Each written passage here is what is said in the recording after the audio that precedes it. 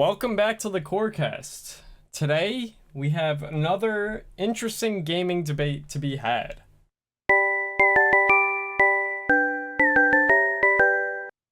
Is gaming, too optimized these days to be fun? And by optimized, I don't mean, graphical optimization. I don't mean, oh, does it run well on your PC? I mean, do people look too hard for things like winning strategies or in different games like certain guns or meta or stuff like that for games to be fun and have a lot more player expression anymore? I would somewhat agree in this sense. I think with the rise of gaming since 2020, I think a lot of games have started becoming too competitive instead of actually being fun for it anymore. People don't play the game for the fun anymore. There's always a rank system of it in every sense now. With that, people always want to be compete. People always want to be the best. They want to compete. There are games specialized in competing and being the best, right? You got CS, you got Valorant, you got League, Deadlock, all that stuff. You got ranked mode in all of them, and those games are meant to be competitive, which is understandable. But then you have I don't know, you have I like to see Repo, that one horror friend slop game. There are some people who have some techs on that and they just make it super competitive and just super crazy with that kind of stuff, which that also is in kind of what we talked about last time with the friend slop thing, because I feel like even with friend slop there's people who take that game too serious, take games who are stupid Yeah, and they fun get way too competitive about it. too serious for it, and I don't understand why. You know, I don't get it because it makes no sense. Why are you taking it so seriously? Can't we go back to the days of Gary's Mod and TF2 where even we were competing, it was still goofy fun. People were still having fun. People were laughing. They were joking. There's not many games that are like that anymore unless you're playing a survival game or something. Even survival games sometimes can be competitive for some reason. I thought Sadek was about to say something, so I was gonna let him. No, I'll say it's 5, something. it's 5 a.m. My brain's a bit slow right now. What I was going to say was I think it's interesting that you bring TF2 up because I remember playing that game back in the day, and it's you get in a lobby and there's 8 spies on your team. The team comp is absolute dog shit, but nobody's You know what's funny? Yeah. Is that I played TF2 this year, Mhm. and it's still the exact first same time? way. No. I used to play TF2 a lot, but I played it Oh again this yeah, year. TF2 Yeah, hasn't changed. And it's still the exact same. Dude, the player base is incredible for that game. Oh yeah. It doesn't matter if your team comp is absolute dog shit. There aren't people in the game oh, you're 0-5. You should really switch off the spy and do something. I feel like if you play, and I'm this way too, to be honest. If I play Marvel Rivals and I see my damage person isn't doing well, I'm oh, you're fucking 0-10 and you should really switch. Fragging Spider-Man.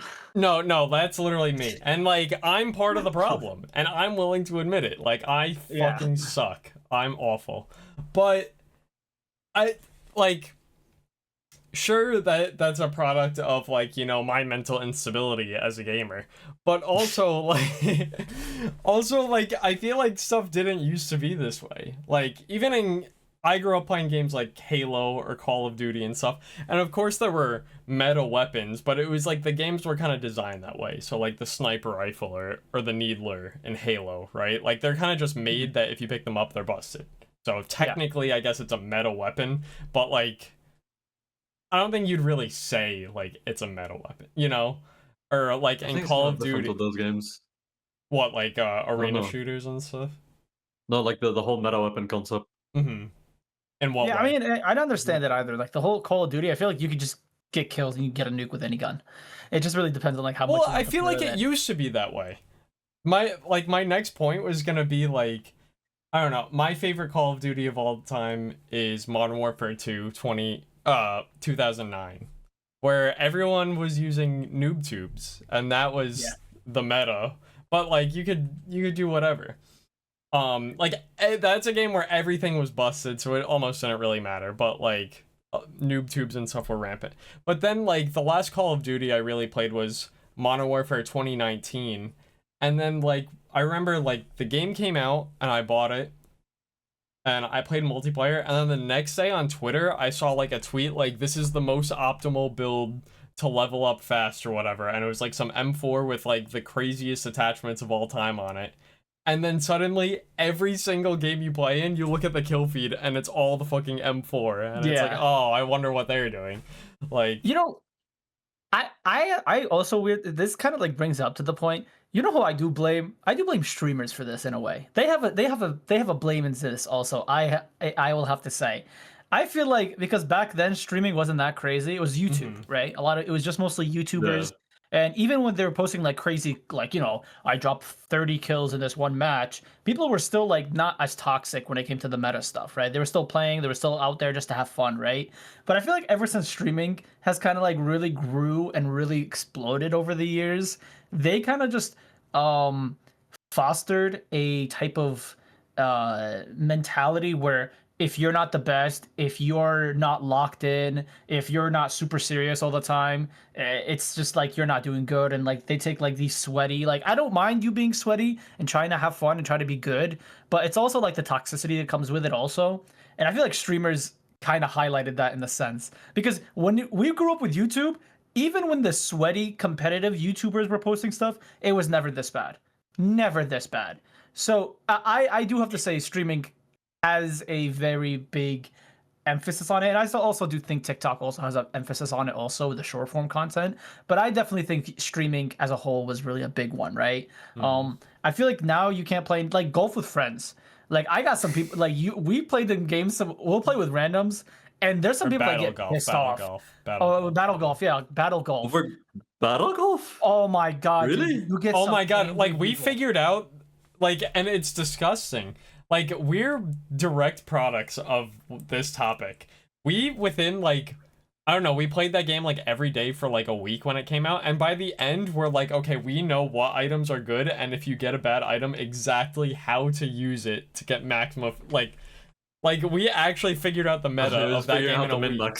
Yeah, no, like, and it's like, then you're sitting there playing it, and you're like, oh, this guy's only winning because he XYZ and because this thing's meta and this thing's not, you know, like, and we're playing a game. It's like fucking Mario Kart, but it's golf. Like, who gives a fuck? Literally. people like generally get angry, especially like if you're just like, you know what, I'm just gonna piss this guy off by just hitting the ball at him or use an item on him just to piss him off, and people would just start getting angry.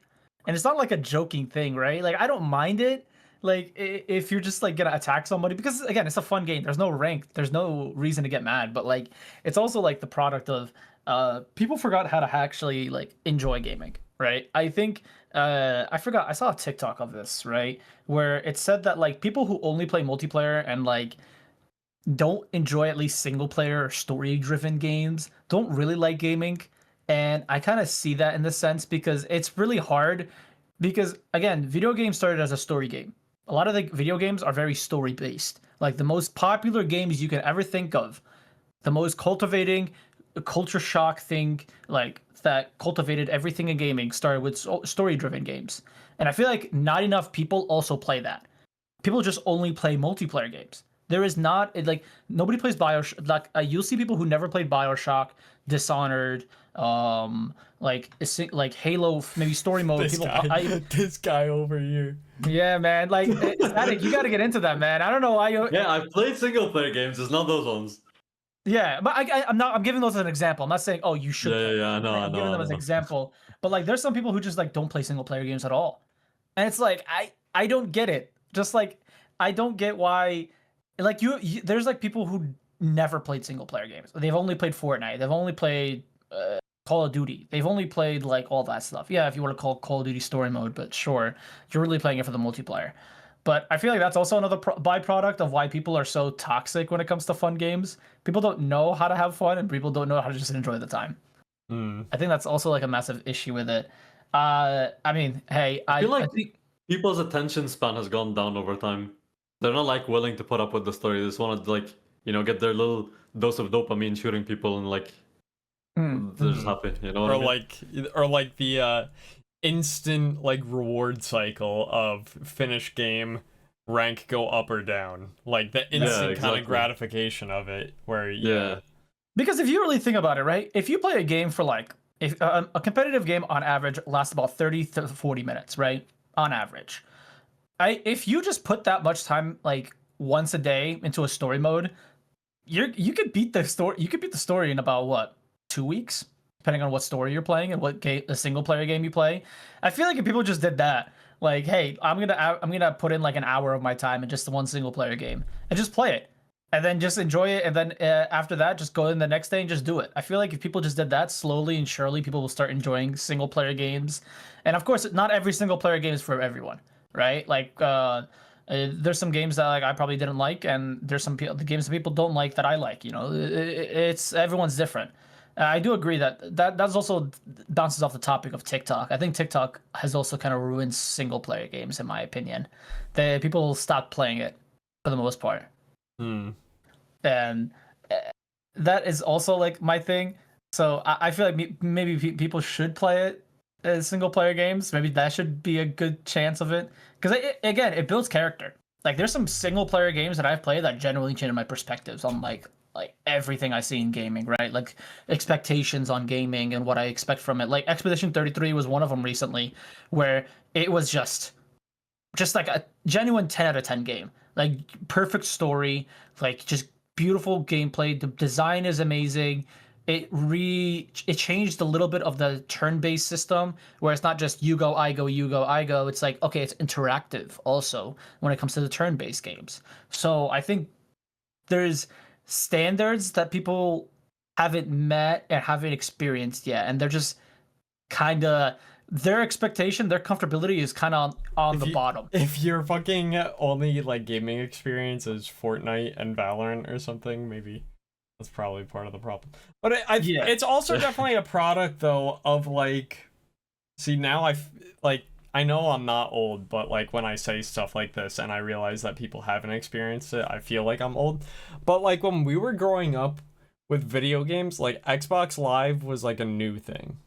You know, playing online and it was like it was a paid subscription as well, so it was like people weren't really willing to do it. Yeah, so like I didn't actually like have online gaming until I was maybe like 12 years old or something like that. Yeah, same. I think I was even older when I had online gaming. Yeah, like, and for the most part, I played a lot of the Wii for my fucking childhood. And like the Wii technically had online play, but there were only select games that actually like utilized it, and even then it was bad. It was so hard to find people. Yeah, and there was no voice chat back in that day, so like you were just like in a game with other people, but you weren't like interacting with them.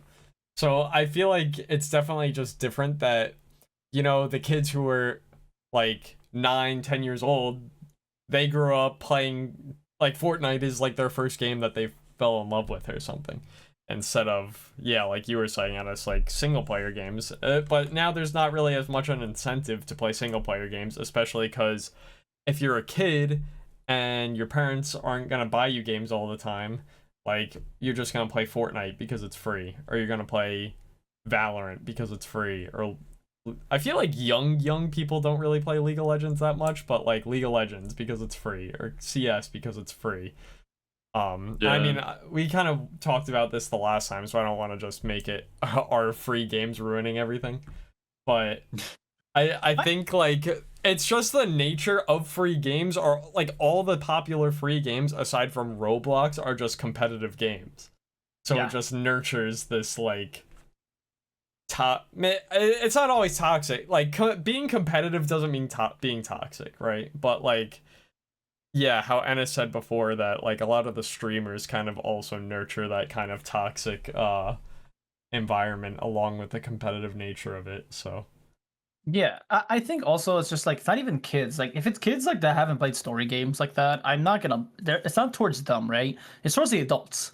Like this is all like, for me, I blame mostly the adults who do this, because they also set the standard on how to have fun in these games, right? I think like if you're old enough to spend $2,000 or about $1,000 on a PC, maybe you can spend maybe $50-$60 on a single player game that can, that can give you an experience. Yeah, crazy enough, a single player game is not 1,000 hours. You can beat it in like maybe under 50 hours, and that 50 hours is something that will probably you'll remember for the rest of your life. Yeah, but why right? would you spend $50 for like 20 to 50 hours, or you could just spend nothing and have infinite? And everything. Yeah. Do I spend free, but the cost is my mental health, or $50, but I get good shit for my mental health and well-written characters that I can remember for the rest of my life, you know? I think, like, for me also, like, when I talk about Team Fortress 2 playing it younger, I look back, I really only have like 200 hours in TF2, Yeah, but that was like one of the same. most fun 200 hours I've ever experienced. I remember more of that 200 hours than I do in Valorant, than I do in Yeah, genuinely. CS. Like, that's what I'm saying. Like, I think it's not about how much time you put in the game, it's what you got out of that time. And I feel like people forgot that. Should write a People, book, bro. yeah, like, but I feel like nobody understands that. Like, also, like, when it comes to single player games, right? Expedition 33, I have about 50 hours in that game because that was me doing a bunch of stuff, and I remember all of that 50 hours. Cyberpunk 2077, I have about 70 hours. I beat that game in 2 difficulties and did the DLC and all that, and I remember everything of that game, and I remember how good it was. But it's about, like, that's how, like, I still hold that game to a high standard, and I feel like nobody understands that, and nobody, like, wants to understand. I think people are just miserable. I don't know. There's also that too. People are just pissed off all the time. I don't know why, but I think just, I don't know. I think friend slop is not a bad thing, but I feel like the people who are playing it are making the image of friend slop bad. I feel like I think friend slop is not a bad thing. It's too much friend slop is where it becomes bad. Yeah. Where, Yeah, you friend know? slop. Yeah, more than one game every 5 years is too much. That's my take. No, I'm kidding. I'm kidding. No, I agree. I'll second that. I'd even go for 10 years, bro. I've had enough of this. Like, I think, you- like, it's just kind of insane, to be honest with you. I think that we should. I think more people should start playing more, like, single player stuff. yeah. I think I single miss player games stuff. with personality that aren't just screaming at each other. Yeah, like, I think. I think also it's like this. I also do blame a little bit on the studios because they're too scared to make these, like, single player games where it's characters and, like, these cultivating, like, touching stories with these amazing characters to, like, and there's life lessons to it too. Like, you also learn life lessons from playing some of these video games too, and I feel like a lot of people don't understand that. Like, I'm really happy with what Capcom is doing, you know, with, like, Oh, with Resident Evil, Pragmata and with Pragmata and the new Resident Evil. Like, they're still, like, they're saying, like, no, I think they believe that single player games are still the cornerstone, which is true. Like, like, gaming would be nothing without single player games, and I will hold on to it because without single player games, gaming wouldn't be where it is right now. Esports wouldn't be think where it right now. there's Gaming, also. Sorry, go on. no, Finish I'm what just you're saying, like, just in general, the scene wouldn't grow as much without single player games. No, definitely not. But I was saying, like, I believe there's also a middle ground to be met, which I think is not really that tapped into. The multiplayer games that also have story, games like It Takes Two or Split Fiction, things like that. It's also stuff that can change your perspective on things that you can play with your friend and have a good time, and it's a good middle ground. I like games like those a lot, honestly. And as Anna said, there's a lot of companies that are scared of trying things, and especially with all the technological advancements and such, it's easy for some indie company to just like lazily make some graphics and whatever's in the capability and throw it out as friend swap. But there are some studios out there, and shout out to them, that are still willing to try. Because as I say, this middle ground area is not really that tapped into, and I don't know if you guys have heard of this game. I believe it's coming out this year. It's called Out of Words. And it's like another multiplayer game. It's a 2-player game. But it's like story-based, so it's like It Takes Two, it's like Split Fiction. But not only did they tap into that niche, but I'm pretty sure the whole game is stop motion, which is like a lost art. Oh wait, I did hear about this. Yeah. Yeah, I've heard about this. That game I'm looking forward to. Yeah, I mean, again, I wish there was more personality like that, because like everything feels the same these days. it's hard I to find agree. something that's different, right? It's like you'll have that one, like, once a year, you'll have like that game that really, like, changes stuff and really is different from others. But yeah, like I said, like, I agree with you on that sense. I think companies it's really like the bigger companies, like the AAA companies. They're scared to do things differently, right? If it comes to indie players and indie companies, like we joke, there's a joke is like Expedition 33 is an indie company, but they try something different. You know, it took them years to do it, but like they did it and it worked. I think more companies need to go on that, right? And it just like it be. I think people are now companies are going for more of the money than the reputation. It feels like they don't care about reputation. They care about, okay, let's how much money can we make out of this, right? How much revenue can we make? Are we going to make profit off of this? Like, no, I think gaming companies should go back to the roots of, if you make a good game, you'll make profit. Like, it's simple as that. As long as you make a good game, the profit will come in. Look at Call of Duty, because Call of Duty has went down over the years and has constantly went down. And it's like a slow descent. Because there was like, see, the thing is, I think another thing that affected this is the popularization of gaming. Back in the day, like we talked about when people were playing mostly single gamer players. Sure, it was like the online infrastructure of like multiplayer wasn't that widely available. It was a new concept. Things like voice chat weren't included, but also because of the fact that there were less people playing it, was a more of a niche. And because it was more of a niche, I feel like there was more passion. And now it's come to a point where it's such a big industry that it's become so like industrialized and business focused that people just want to make profit, and that's what they're after. That to the point where they've lost their passion and actual like joy for the game as a whole, or making something like they don't really treat the game as an art piece anymore, if that makes sense. It's just a product that they're trying to push and sell as much as possible. Yeah, no, I agree. I think people have lost their ways, definitely, for sure. And hopefully companies can go back to it. And people, this is not only the company. I think people should actually go and support single player games again. Go play the older games. Go play some of these older single player games. Experience what passion looked like back then, and like how much these guys were passionate. Like, even you have to go back too far. Just play like, I don't know, any of the new BioShock games, like BioShock Infinite, like some of the Dishonored, Devil May Cry, the newer one, Devil May Cry 5. Like, play some of these newer ones also. Like, these games are also like still new, but also like great single player games. Genuinely, like if you actually fall into that category of someone who's only played like friend slop or multiplayer shooters, literally go to any single player game, almost any single one, and you'll be able to tell like that there was care put into that. Not to say that there wasn't any care put into these other games, but like there is a night and day difference. Yeah, 100%, 100%. Well, but you know, I guess we'll see how it is when everyone when they start, and maybe comment down below if you guys ever do end up playing any single player games. On to the core news. So we have a few core news. We have picked up Infiltrator for the core Valorant team. Big pickup, and Alexis is now our back as our 6th man. Again, which is great. We have last time she was our 6th man, we won split. We won the split, yeah. We won the split, so she is our good luck charm. So she's back in the welcome thing. Back, Alexis. Our first match, are we allowed to say this, or do we have to wait? The first match. I'm not sure. Sorry. It's coming though. It's coming, and you better be there. Yeah, well, I mean, it's gonna be sometime next week. That's all I can say, basically. Early next week. Let's give them a heads up. It's early next week. It's early next week. It's gonna be early next week. So that's our next matchup. That's when the stage 3 starts. So this is the final stage before the qualifications for China and qualifications for Brazil. So again, after all that is done, that's gonna be it. So make sure to check chance, that boys.